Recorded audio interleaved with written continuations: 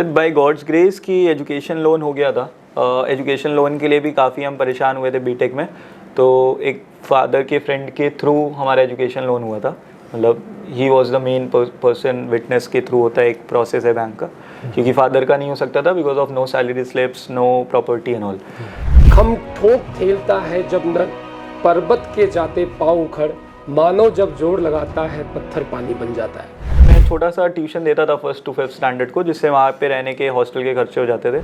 वो जब बच्चा फेल होता है ना और उसके दिमाग में मल्टीपल क्वेश्चन चलते हैं, तो मुझे लगता है फ्रेंड्स इतने इनफ नहीं होते हैं कि आपको गाइड कर पाए। ना भाई वेट कर। मुझे कभी भी सेकंड डाउट नहीं था कि मैं IIM ड्रॉप कर दूंगा, फोर्सेस अगर ऑप्शन आता है तो, क्योंकि प्रायोरिटी काफ़ी क्लियर थी, ज्वाइन करना है। एंड IIM भी मैंने मतलब as a backup last year prepare किया, क्योंकि मेरा लास्ट अटेम्प्ट था ही।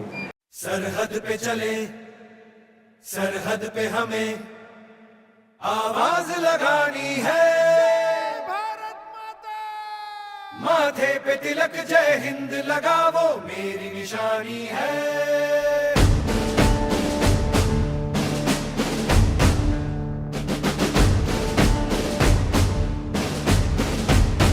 तिलक जय हिंद लगावो मेरी निशानी है।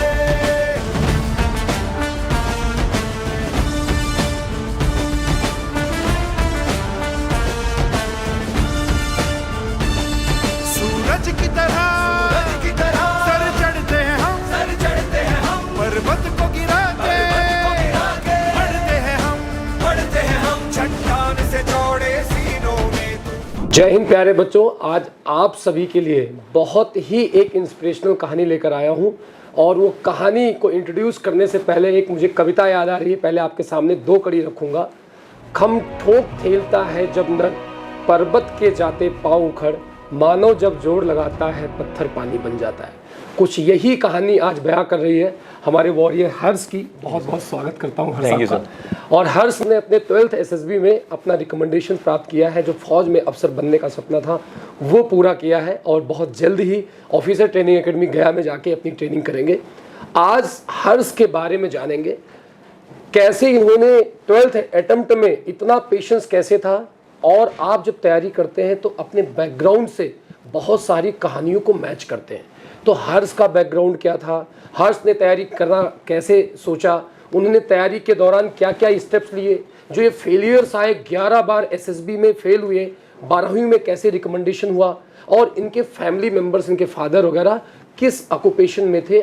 क्योंकि इतनी लंबी जर्नी तय करने के लिए सबका सपोर्ट बहुत ज़रूरी होता है, और अगर सबका सपोर्ट नहीं है तो आपने उसको कैसे मैनेज किया। तो हर्ष बहुत बहुत स्वागत करता हूँ। पहले मैं चाहूँगा आप थोड़ा इंट्रोडक्शन दें हमारे बच्चों को, थोड़ा बताएं अपने बारे में। उसके बाद थोड़ा बेसिक से अपनी कहानी बताएं कि कब आपने सोचा फ़ौज में जाने के लिए, और कैसे जर्नी ये शुरुआत हुई आपकी। तो सर मैं लखनऊ से ही बिलोंग करता हूँ, और एक हम्बल बैकग्राउंड से आता हूँ। I am the only son, मतलब इकलौता हूँ मैं, और मेरी स्कूलिंग सारी लखनऊ से ही हुई है। देन मैंने बीटेक किया है VIT टेक्नोलॉजी इंस्टीट्यूट से, राजस्थान टेक्निकल यूनिवर्सिटी जयपुर से। एंड उसके बाद मैंने 2 साल बायजूस में काम किया, एंड देन लास्ट 2 ईयर्स से मैं जोमेटो में हूँ as a business analyst. So this was about कि कैसे मैंने मतलब करियर एस्पेक्ट में।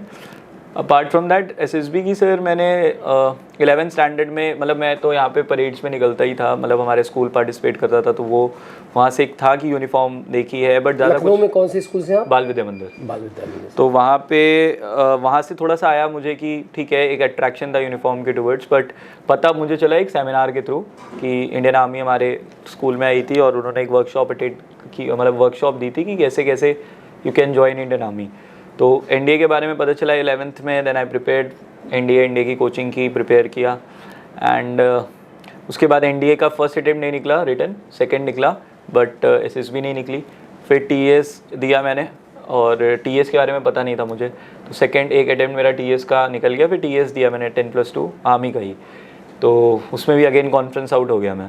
NDA वाली में क्या हुए थे? NDA में भी कॉन्फ्रेंस आउट। फिर उसके बाद कॉलेज चला गया मैं, मेरे अटेम्प्ट्स ख़त्म हो गए थे, 19.5 एज ज़्यादा हो गई थी। फिर कॉलेज में जाके मैंने NCC ज्वाइन की 2nd ईयर में, और वहाँ से काफ़ी एक्सपोजर पता चला कि क्या है SSB, क्या रिक्वायरमेंट है, सारी चीज़ों के बारे में पता चला। फिर वहाँ के बाद मैंने CDS अटेम्प्ट्स दिए, FCAT दिया, और डायरेक्ट एंट्रीज थी एनसीसी की, टीजीसी की, तो वो दी। जॉब के साथ थोड़ा मैनेज करना मुश्किल होता है बिकॉज हर दूसरे तीसरे मंथ में अगर आप बीटेक ग्रेजुएट हैं और एग्जाम्स निकल रहे हैं तो हर दूसरे तीसरे मंथ में, चौथे मंथ में आपके पास एक एसएसबी होती है। तो छुट्टी लेना, बैंगलोर से ट्रेवल करना, वो काफ़ी प्राइवेट ऑर्गेनाइजेशन में इतनी छुट्टियाँ नहीं मिल पाती हैं 5-5, 6-6 दिन की। तो कुछ एसएसबी छूट गई, कुछ एसएसबी दिया। तो यही एक जर्नी थी 12th अटेम्प्ट तक। And about my family, my father had a business. मेरे फादर का एक स्टार्टिंग में बिजनेस था जो कि फ्लैट हो गया, मतलब कुछ पार्टनर की वजह से कुछ लॉस हो गए थे काफ़ी ज़्यादा 2001 में। एंड उसके बाद my father was in multiple jobs, multiple small jobs. तो मतलब it was a tough time. हमने काफ़ी लखनऊ में रह के, काफ़ी पॉश सिटी में रह के भी एक थोड़ा सा टफ टाइम फेस किया है। फादर मदर दोनों ही छोटे छोटे जॉब्स में थे। My mother use to work in creche, वो सुपरवाइज करती थी वर्किंग प्रोफेशनल्स के बच्चों को, और father was in multiple jobs, multiple small jobs. तो they did their best part कि उन्होंने बड़े स्कूल में मेरा एडमिशन कराया वीवीएम में। At that time it was very big thing. 6th standard मैंने ज्वाइन किया था वीवीएम, एंड 2020 से आई स्टार्टेड वर्किंग। तो फिर मदर फादर को, क्योंकि उनके हेल्थ कंडीशंस उतने अच्छे नहीं थे, so I asked them to not work because I was earning good. तो फिर वहाँ से मैंने संभाल लिया। एंड देन अभी लास्ट अटेम्प्ट से पहले आई क्लियर्ड माई कैट, तो IIM जा रहा था। ओके, आपने भी मुझसे डिस्कस किया कि आपका IIM में भी एडमिशन हो गया था काशीपुर, और IIM से अभी आपने जस्ट ड्रॉप लिया। हाँ। क्योंकि अब आपका OTA में हो गया है, तो आप ऑफिसर ट्रेनिंग में गया जा रहे हैं। अब बहुत आसानी से जो आपने बात बोली है, मुझे लगता है शायद इतनी आसानी से आपकी जर्नी नहीं थी। आपने कहा कि मदर फादर दोनों बड़े स्मॉल जॉब्स में थे और किसी तरीके से आपको पढ़ाते थे। आपकी उस माइंड में जब आप 12th में थे, जस्ट NDA नहीं हुआ आपका, TS नहीं हुआ, फिर आपने बीटेक करना आगे सोचा, उसकी भी अच्छी खासी फीस होगी। हाँ। कैसे ये सब कुछ मैनेज हुआ? और जब आप SSB में नहीं हो पाए थे और जब आप बीटेक के लिए गए थे, उस समय आपके दिमाग में क्या चल रहा था? सर, बाय गॉड्स ग्रेस की एजुकेशन लोन हो गया था। एजुकेशन लोन के लिए भी काफ़ी हम परेशान हुए थे बीटेक में। तो एक फादर के फ्रेंड के थ्रू हमारा एजुकेशन लोन हुआ था।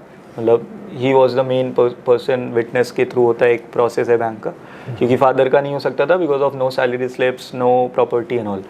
तो वहाँ पे I was very fortunate enough, by God's grace वहाँ पे मिल गया मुझे एजुकेशन लोन। तो उससे बीटेक हो गई। एंड रही बात दिमाग की, बीटेक के बाद मैं छोटा सा ट्यूशन देता था 1st to 5th स्टैंडर्ड को, जिससे वहाँ पे रहने के हॉस्टल के खर्चे हो जाते थे। और लकीली मेरा कॉलेज मैंने सेलेक्ट ही ऐसे किया था कि जहाँ की फ़ीस स्कॉलरशिप के बाद काफ़ी कम थी। मेरे 4 ईयर की फ़ीस जस्ट 3,08,000 थी, तो 70,000 पर एनम मेरी फ़ीस थी। तो वहाँ से फिनेंशियल मैनेज हो जाता था। मेरे दिमाग में बस यही रहता था कि I need to give a good life to my parents. वही एक प्रायोरिटी रही है स्टार्टिंग से। तो उसके अलावा मैंने कुछ सोचा भी नहीं था कि मतलब कुछ और, मतलब मेरे लिए मेजर प्रायोरिटी था कि मेरे फादर और मदर एक ठीक कंफर्ट और लग्जरी एंजॉय करें जो वो डिज़र्व करते हैं। तो यही एक मेजर मोटिवेशन था कि मेरे को फेलियर्स उतना ज़्यादा इम्पैक्ट नहीं करते थे, और जब करते थे तो आई वॉज लकी इनफ कि मेरे फ्रेंड्स थे जिनसे हम डिस्कस कर लेते थे, कॉल्स पे कनेक्ट हो जाते थे, and everyone was there to help me emotionally. तो इसलिए ज़्यादा मतलब प्रॉब्लम्स ईजिली मैंने ओवरकम कर ली। आपने बताया कि 12th के जस्ट बाद जब आप बीटेक कर रहे थे तो you used to home tuition देते थे बच्चों को। बीटेक में जाने के बाद आप ट्यूशन देना शुरू कर दिए, और आपने कंडीशंस देखी अपने मदर फादर की। आपने भी बीच में मेंशन किया था कि जैसे ही आप कुछ अर्निंग करने लगे, आपने मदर की और फादर की जॉब छुड़वा के घर पे रख दिया। हाँ। तो वो आप जो बोले कि ना आप मदर फादर को एक उस लाइफ में देखना चाहते थे, आपके सामने बहुत टफ लाइफ उन्होंने बिताया, और आपके सामने ही बहुत सारे उन्होंने छोटे छोटे काम किए आपको पढ़ाने के लिए। इवन कई बार ऐसा भी हो सकता है कि स्कूल की फीस टाइम पे ना जाती हो, फिर आप बोलते हो घर पे, फिर फादर प्रेशर में होते हो, कहीं से मैनेज करते हो। ये सब एक तो आपके दिमाग में हर्डल्स थे ही कि भाई मैं कैसे मैनेज करता हूँ। दूसरा, जो फेलियर्स मिल रहे थे SSB को लेकर, अगर मैं बात करूँ स्पेशली, क्योंकि आप कहीं ना कहीं प्राइवेट ऑर्गेनाइजेशन ज्वाइन कर चुके थे अपने बीटेक के बाद, तो थोड़ा सा फाइनेंशियली सपोर्ट तो मिल रहा था आपको, 100%। बट जो फेलियर्स थे कि एक जो आप एक लग्जरी लाइफ देना चाहते थे, खुद का भी एक ड्रीम होता है हर व्यक्ति। जैसे अभी आप IIM जैसे इंस्टीट्यूट को छोड़कर डिफेंस फोर्सेस जा रहे हो, बच्चों का सपना IIM भी होता है और लाखों बच्चे बैठते हैं, नहीं जा पाते हैं वहाँ पर। तो एक ड्रीम के लिए जो आप जी रहे थे डिफेंस फोर्सेज में जाने के लिए, तो उस समय जो सवाल आपके अंदर चल रहे होते, आपने बताया तो कि मैं दोस्त से बात कर लेता था, लेकिन वो जब बच्चा फेल होता है ना और उसके दिमाग में मल्टीपल क्वेश्चन चलते हैं, तो मुझे लगता है फ्रेंड्स इतने इनफ नहीं होते हैं कि आपको गाइड कर पाए, ना भाई वेट कर। तो उस समय एक सेल्फ मोटिवेशन काम करता है, वो किस प्रकार से आपने मैनेज किया? सेल्फ मोटिवेशन यही था कि सर लगता तो था ही कि मतलब मेरे अंदर क्वालिटीज़ हैं, मुझे कभी भी ऐसा फील नहीं हुआ था कि मैं फोर्सेस के लिए नहीं बना हूँ। बट अगर आप रेगुलर फेल होते हो तो आपके अंदर सेल्फ डाउट आता है, ओवर थिंकिंग आती है, और आती भी थी ये ओवर थिंकिंग। बट जस्ट कि मैं एक अच्छे पैकेज पे जॉब कर रहा था, तो जो एक मेजर जो बेसिक नीड्स होती थी वो सारी फुलफ़िल हो रही थी। जस्ट कि एक पर्सनल सेटिस्फैक्शन, एक पर्सनल गोल, एक पर्सनल अचीवमेंट अचीव नहीं हुआ था। तो वहाँ पे उसकी वजह से काफ़ी डेस्परेशन भी था फोर्सेस को ज्वाइन करने का, जिसकी वजह से आई थिंक मैं और फेल हुआ हूँ SSB में। तो वहाँ पे बस मैंने अपने आप को कुछ टाइम के बाद प्रेजेंट में रखने का बहुत कोशिश किया है। कुछ अभी भी कभी कभी बहुत ज़्यादा स्ट्रेस हो जाता है किसी किसी चीज़ को लेके, लेकिन आई ट्राई टू मैनेज कि मैं प्रेजेंट में रहूँ, स्ट्रेस के बारे में ना ज़्यादा सोचूं, और प्रेजेंट में रह के अपने हाथ में जो चीज़ें हैं उसको कैसे मैं कंट्रोल करूं कि जो मेरा डिज़ायर्ड आउटकम है फ्यूचर का वो मुझे मिल जाए।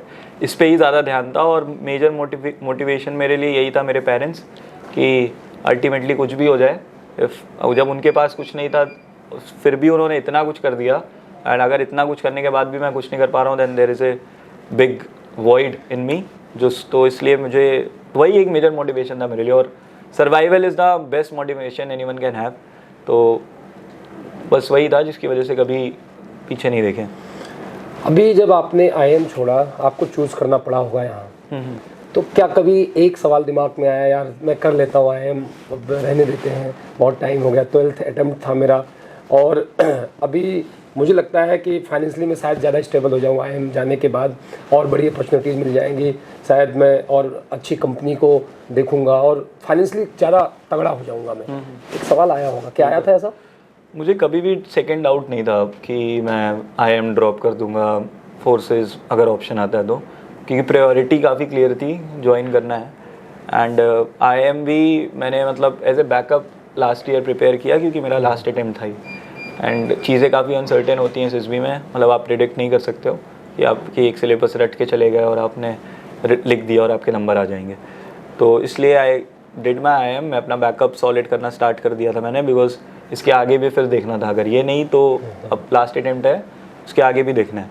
बट कभी भी मुझे एक सेकंड का कोई रिग्रेट नहीं रहा है, ना मेरे फेलियर्स का, ना IIMs का, या किसी भी सिचुएशन का, कि किसी भी तरीके का कोई रिग्रेट, कोई सेकंड थॉट नहीं आया कभी भी। IIM ड्रॉप करने का तो बिल्कुल भी नहीं आया।